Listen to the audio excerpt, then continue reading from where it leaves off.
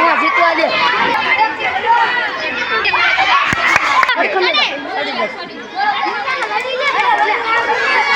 ઉનાળો છે કાઈ દે ગઈ આખી ગેમ જીતર દઈએ આપણે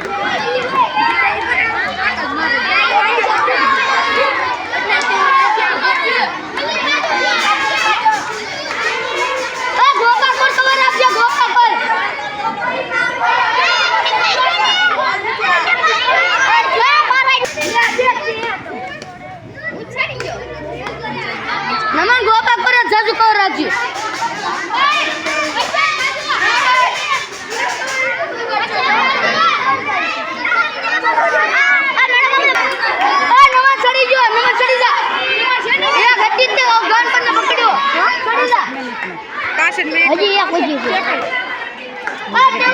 શનિવાર છે ને બાળકો કબડ્ડી રમે છે તો છોકરા કીધું ઘનસામાં મદદ કરી મેં કરો ને તો કાંઈ વાંધો નહીં મદદ કરો તો હાલો છોકરો ઉતારો બ્લોક જાઓ હાલો હવે કબડ્ડી રમવી તમે કબડ્ડી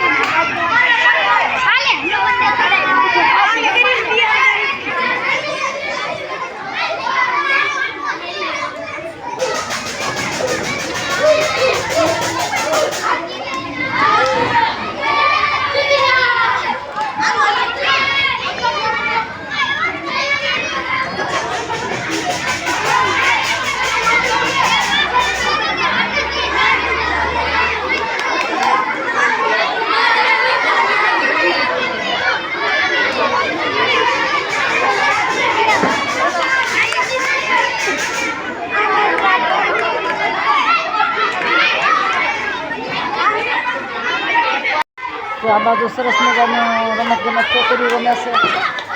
તો છોકરીને માન આપવું પડે ને આ છોકરી કેવું રમે છે હા અમે નાના થઈ ગયા હોય તો મજા પડે રમવાની હવે આવું ગોઠણ દુખે દોડી શકું ને આ છોકરીઓ કેવું સરસ મજાનું રમે છે અને અમારે ટાપ સરસ મજાનું આવ્યો છે ને તે છોકરીઓને રમવાની ભણવાની મજા આવે એવું તો બધું ચાલે તો યુટ્યુબ ચેનલ નિહાળતા સૌ મિત્રોનું હાર્દિક સ્વાગત છે વાતમાં એમ છે કે શનિવાર છે તો અત્યારે હું નિશાળે છૂટીશું 2 વાગે થવા જઈ રહ્યા છે પણ વાતમાં એમ છે કે આ સરસ મજાના સકલા અને પછી પક્ષી ખિલખિલાટ કરે છે અને કકળાટ પણ કરે છે તો મેં કીધું જો શા માટે કરે છે કકળાટ તો મીંદડું રખડે છે તો એના બાળ બસાને એ રાખીને બેઠા હોય તો આમને બીક લાગે કે ઉડવા શીખતા હોય બિચારા ઝીણા અને આ ભેટી જાય તો બિચારાનો કોળિયો કરી જાય એમ પણ આજ મને એક ઘરે જાઉં તો હું આના 2 આંગળા પાડી લઉં કારણ કે વ્યાજ વાલું હોય દીકરા ને દીકરો આ સુરત જાય છે મને આ સવારનું છે નહીં પડતું પણ શું કરીએ સમયને માન દેવું પડે કારણ કે 18-19 વર્ષનો દીકરો થવા જઈ રહ્યો છે તો વરાવવો પડે અને ધંધે લગાડવો પડે ભારતીય સંસ્કૃતિના નિયમ મુજબ તો કમાવા સિવાય તો દીકરાને ક્યાંય વરવાનો ઉધાર નથી એટલે મેં કીધું એના 2 આંગળા તમારે જેમ હું પાડી લો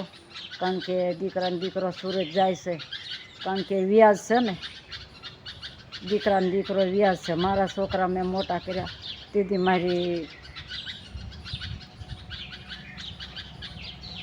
પોઝિશન એવી હતી કારણ કે મારા ઘરેથી ઓફ થઈ ગયા એટલે મેં મોટા જે કર્યા છે ને એ હું જાણું છું બીજું કોઈ ન જાણે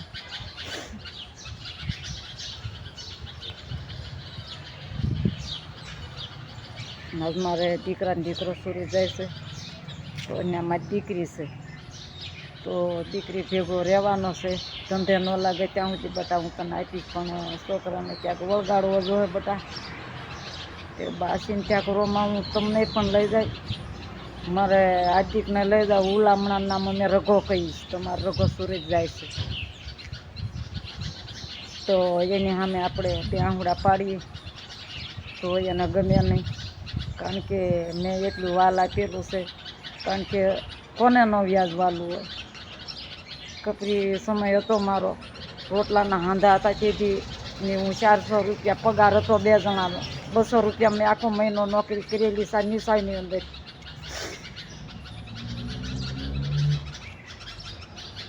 અત્યારે મારી પુત્ર વધુ એટલે દીકરાની બહુ કામ કરે છે આ નિશાળમાં, પણ હું દાડી ન કરી શકું કારણ કે મારું શરીર જવું છે.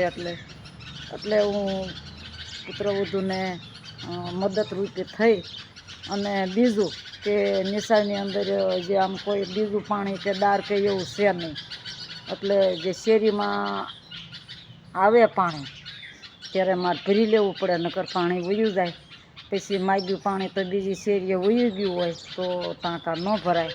એટલે થોડીક એ મારી સેવા, એ મારું પુણ્ય અને એ મારું પરબ. જાજો તો હું નથી કરી શકતી, કાંક કમાણીમાંથી 5મો 10મો ભાગ કાઢવો પડે તો હું એ ભાગ કાઢું છું. અત્યારે હું આ નિશાળની અંદર કામ કરી રહી છું, એ મદદરૂપી છું, કારણ કે હું નોકરી કરતી નથી અને પુત્ર વધુને હાથ ફેલાવું છું, કારણ કે હું સીમનું કામ કરી શકું એવું નથી આ શરીરમાં. તો